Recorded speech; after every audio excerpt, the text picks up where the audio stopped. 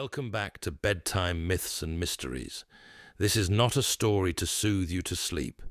This is a story that waits for you in the dark. Tonight's tale comes from ancient Greece, where guilt was not a feeling. It was a thing that could find you. The Erinyes were not monsters or demons. They were living consequences. Once they were unleashed, there was no hiding, no forgiveness, and no escape. They did not kill. They stayed. They whispered. They watched. And they hunted until the mind itself gave way. So, listen closely. Because once the Erinyes enter a story, they never stop following the guilty. They are not monsters in the way people expect. They do not leap from shadows with claws bared, nor do they roar their names to announce their arrival. The Erinyes come quietly, because guilt itself is quiet at first. It begins as a whisper, a pressure behind the eyes, a heaviness in the chest that cannot be explained away. In the old Greek imagination, guilt was not an abstract emotion or a passing feeling. It was alive. It watched. It remembered. And when the crime was deep enough, personal enough, unforgivable enough, the Erinyes were born from it. The Greeks believed some acts tore holes in the moral fabric of the world. Murder within the family, betrayal of blood, oaths shattered knowingly, without regret. These were not crimes that could be washed clean with time or clever words. They demanded something older than courts and kings. The Erinyes were that demand given form. They were not sent by gods in anger. They rose automatically, like smoke from fire, like rot from a wound. Where there was blood guilt, they followed, not as punishment, but as consequence. They were said to be ancient, even by divine standards, born before Olympus was ruled, before Zeus held the thunderbolt. Some myths trace them to the spilled blood of Erinyes when he was castrated by his son, others to the dark womb of night itself. Either way, they belong to a world older than mercy, a world where actions echo forever and nothing forgets. Their names shift depending on the telling, but their purpose never does. They exist to ensure that guilt is felt, fully and without escape. To see them was to know that something had gone terribly wrong. Hair writhed like serpents, not because snakes were frightening, but because they never sleep. Eyes burned red not with rage, but with attention. They watched without blinking, without pity.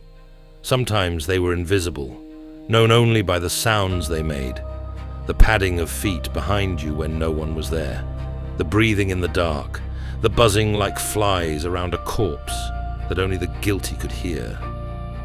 Their weapons were not blades or poison. Their weapon was memory. Once the Erinyes attached themselves to someone, there was no running in any meaningful sense. You could flee cities, cross seas, hide among strangers, even beg the gods for help. It did not matter. The Furies were not tracking your body. They were bound to your act. Wherever you went, the act went with you. And wherever the act went, so did they. They appeared in dreams first, replaying the moment again and again, altering small details, sharpening others, refusing to let the mind soften the edges. Sleep became dangerous. Waking was no relief. The Erinyes blurred the line between inner thought and outer reality. Whispers crept into daylight. Faces of strangers twisted briefly into accusation. Laughter sounded like mockery. The guilty began to jump at shadows, then fear the absence of shadows even more. Silence became unbearable, because silence allowed memory to speak. Madness was not inflicted suddenly. It was cultivated patiently. The Greeks understood something chilling about guilt, that it does not need external enforcement to destroy a person. Given time, it does the work itself. The Erinyes were the mythic expression of that truth. They never struck quickly. They wore you down. They stripped away denial first, then justification, then hope. By the time madness arrived, it felt earned. Their most famous victim was Orestes, who killed his own mother to avenge his father. The act itself was sanctioned by Apollo, commanded even, yet the Erinyes came anyway. This is the heart of their terror. They do not care about excuses. They do not weigh motives. A crime against blood is a crime against the deepest law, and no divine order can erase it. Orestes ran from city to city, haunted by visions of women dripping blood from their eyes, their feet pounding the earth in pursuit. Even when other gods tried to intervene, the Erinyes did not stop. They argued their case with terrifying logic. A mother was murdered. Blood calls to blood. That is enough. In some tellings, the Erinyes are eventually transformed, renamed, softened into protectors of justice rather than avengers of guilt. But this later version reflects a society trying to tame what frightened it. The earlier myths are far less comforting. In them, the Erinyes do not negotiate. They do not forgive. They do not evolve. They persist. What makes them especially unsettling is how personal they are. They do not chase thieves or liars or petty criminals. They come for intimate violations, the kind that fracture families, poison lineages, and leave no innocent survivors. This is why they are often described as female, maternal, in a warped way. They are the dark reflection of motherhood, not nurturing, but remembering, not forgiving, but holding the debt until it is paid in suffering. The Erinyes do not need to appear constantly to do their work. Sometimes they vanish for days, weeks, even years. This absence is worse than their presence. It allows the guilty to believe they have escaped, to build a life, to laugh again, to almost forget. Then, without warning, a sound, a smell, a phrase spoken by a stranger cracks the illusion. The Erinyes return closer than before. Guilt does not fade, it waits.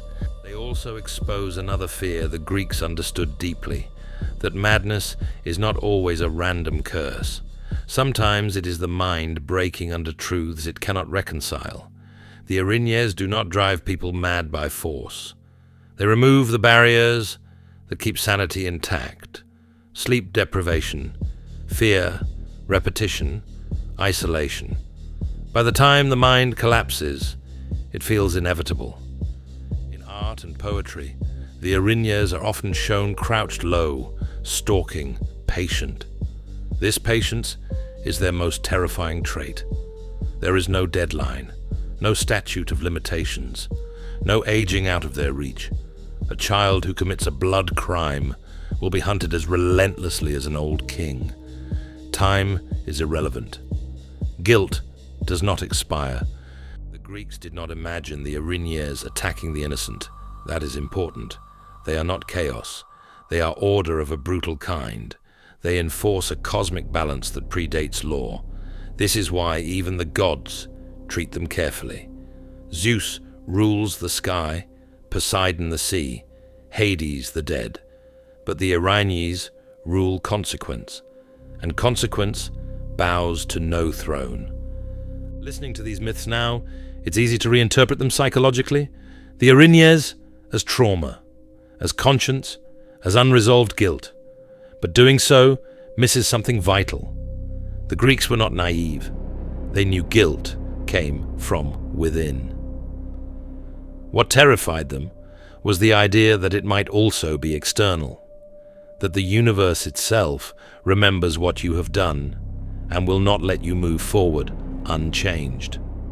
The Erinyes make a promise the Greeks believed deeply, that some actions permanently alter reality. You do not return to who you were before. You do not get a clean slate. You carry the mark, whether anyone else sees it or not. And if you try to deny it, to bury it, to pretend it never happened, the Furies ensure you will be reminded. There is no triumphant victory over the Erinyes. At best, there is endurance. In rare myths, Suffering leads to transformation, not because the Erinyes relent, but because the guilty finally accepts what they are. Acceptance does not banish guilt, it domesticates it. But even this is not forgiveness.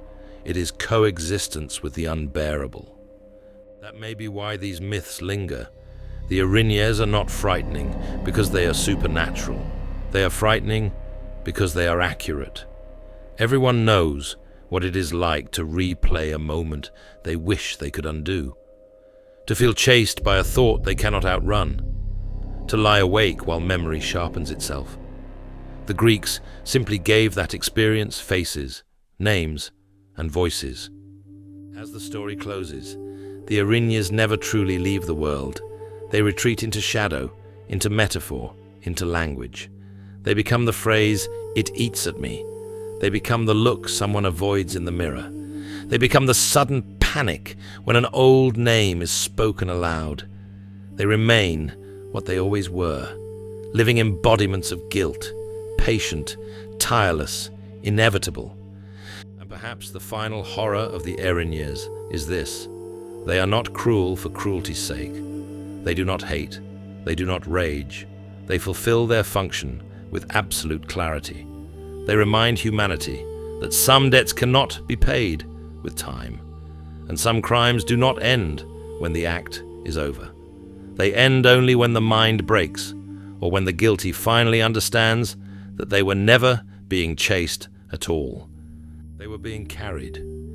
If you enjoyed this descent into ancient terror, this is Bedtime Myths and Mysteries, where old stories still breathe and the dark parts of human imagination refuse to stay buried. If these myths keep you awake, if they follow you a little longer than you expected, that's the point. Subscribe, and return again when you're ready to hear another story the ancients warned us never to forget.